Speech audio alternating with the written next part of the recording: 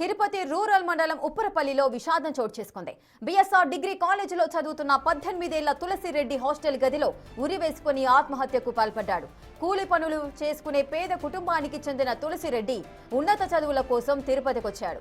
అయితే కాలేజీలో చదవడం ఇష్టం లేక తాను కట్టిన ఫీజును తిరిగివ్వాలని యాజమాన్యాన్ని కోరగా వారు నిరాకరించారు. దీంతో తీవ్ర మనస్తాపానికి గురైన తులసిరెడ్డి ఆత్మహత్యకు ముందు ఇన్స్టాగ్రామ్ లో టుడే మై లాస్ట్ డే అంటూ ఎమోషనల్ పోస్ట్ పెట్టాడు. సమాచారం అందుకున్న పోలీసులు అతడిని రుయా ఆసుపత్రికి తరలించగా అప్పటికే మృతి చెందినట్టుగా వైద్యులు ధృవీకరించారు.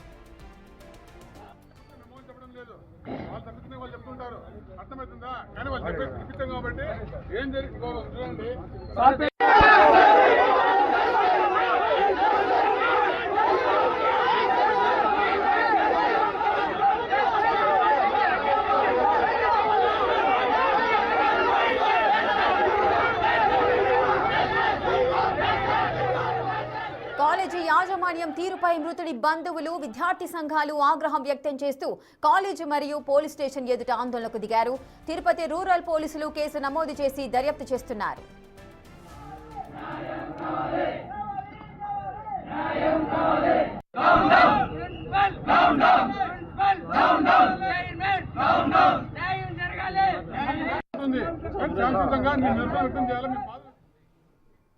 పూర్తి డీటెయిల్స్ మా ప్రతినిధి దామోదర్ అందిస్తారు. దామోదర్, 18 ఏళ్ల తులసిరెడ్డి ఒక హాస్టల్ గదిలో అంటే తనకు చదవడం ఇష్టం లేదు, నేను కట్టిన ఫీజు నాకు తిరిగి ఇవ్వాలి అంటూ కూడా బిఎస్ఆర్ డిగ్రీ కాలేజీలో చదువుతున్న ఈ 18 ఏళ్ల తులసిరెడ్డి ఈ విధంగా ఆత్మహత్య చేసుకోవడానికి గల కారణాలేంటి? అసలు తను చదవడానికి ఇష్టం లేదు అని అన్నప్పుడు మరి ఎందుకు కాలేజ్లో జాయిన్ అయ్యారు? ఎందుకంటే ఆ కుటుంబ సభ్యుల బలవంతంగా ఈ ఘటన అనేది చోటు చేసుకుంది అని అనుకోవచ్చా?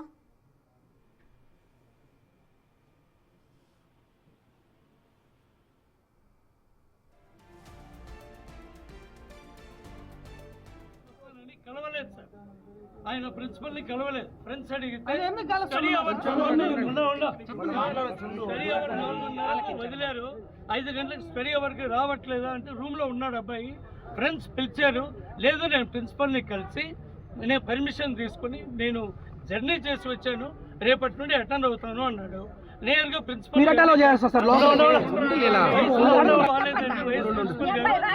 సరే నువ్వు పర్మిషన్ తీసుకో అని చెప్పారు.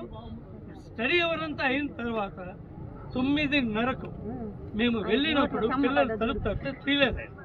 మనం ఇమీడియట్ గా చూసి అబ్బాయిని చేసుకుని వెళ్ళడం జరిగింది.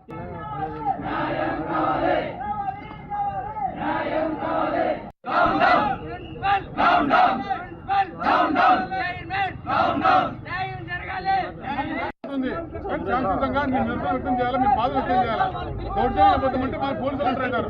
ఇంత 5 నిమిషాలు మేమేమన్నా మాట్లాడారు?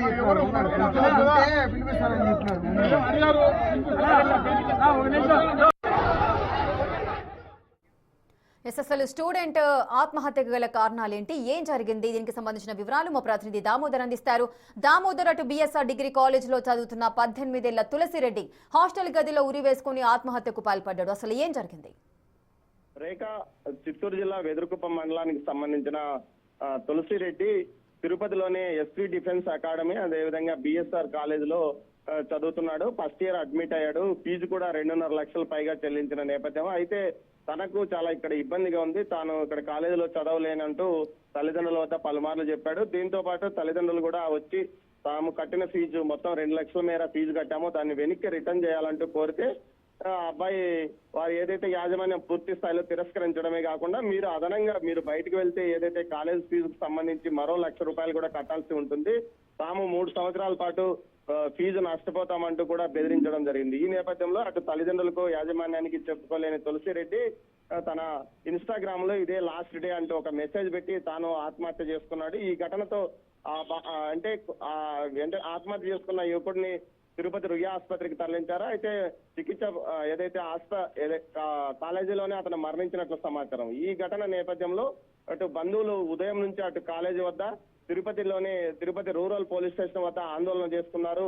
ఈ నేపథ్యంలో విద్యార్థి సంఘాలు కూడా పెద్ద సంఖ్యలో అక్కడికి చేరుకొని ఆందోళన కొనసాగిస్తున్న నేపథ్యంలో పోలీసులు పెద్ద ఎత్తున మోహరించారు. మొత్తం మీద చూస్తే ఉద్రిక్త పరిస్థితి కొనసాగుతున్న నేపథ్యంలో పోలీసులు యాజమాన్యము అటు విద్యార్థుల తల్లిదండ్రుల మధ్య సయోధ్య కుదుర్చడానికి ప్రయత్నిస్తున్నారు, కానీ వారి మీద హత్యాయత్నం కేసు పెట్టలేదంటూ కూడా విద్యార్థి సంఘాలు ఆరోపణ చేస్తున్నాయి. దీంతో పాటు ఏదైతే కాలేజీ యాజమాన్యం ప్రభుత్వం నిర్ణయించిన ఫీజుల కంటే అధికంగా వసూలు చేస్తున్నప్పటికీ ఇప్పటి వరకు ప్రభుత్వం ఎలాంటి చర్యలు తీసుకోలేదు. వెంటనే కళాశాలను మూసివేసి యాజమాన్యం మీద అత్యాచారం కేసు పెట్టాలంటూ కూడా విద్యార్థి సంఘాలతో పాటు ఏదైతే మృతుని బంధువులు డిమాండ్ చేస్తున్న పరిస్థితి. ఇప్పటికే ఉద్రిక్త పరిస్థితి కొనసాగుతున్న నేపథ్యం, మరోవైపు విద్యార్థి సంఘాలు పెద్ద సంఖ్యలో అక్కడికి చేరుకోవడంతో కొన్ని రాజకీయ పార్టీల నేతలు అక్కడికి చేరుకొని కుటుంబ సభ్యులు విద్యార్థి ఏదైతే కళాశాల యాజమాన్యం మధ్య రాజీ కుదుర్చడానికి ప్రయత్నిస్తున్నాయి. రేఖ. ఎస్ దామోదర్, అయితే ఆ విద్యార్థి తులసిరెడ్డికి చదవడం ఇష్టం లేక మళ్ళీ ఫీజు తిరిగి అడుగుతున్నాడు అని చెబుతున్నారు. సో దానికి సంబంధించి వాళ్ళు ఇవ్వని నేపథ్యంలో ఇదంగా జరిగింది. అసలు డిగ్రీ కాలేజ్లో తను ఎప్పుడు జాయిన్ అయ్యారు, అంటే జాయిన్ అయిన తర్వాత ఎన్ని రోజులకి ఈ డెసిషన్ తీసుకున్నారు, అంటే తనకు చదవడం ఇష్టం లేదు అని ఎందుకు మళ్ళీ ఆ విధంగా వెళ్ళి అడగడం జరిగింది? అంటే చదువు మీద తనకి ఇంట్రెస్ట్ లేదా?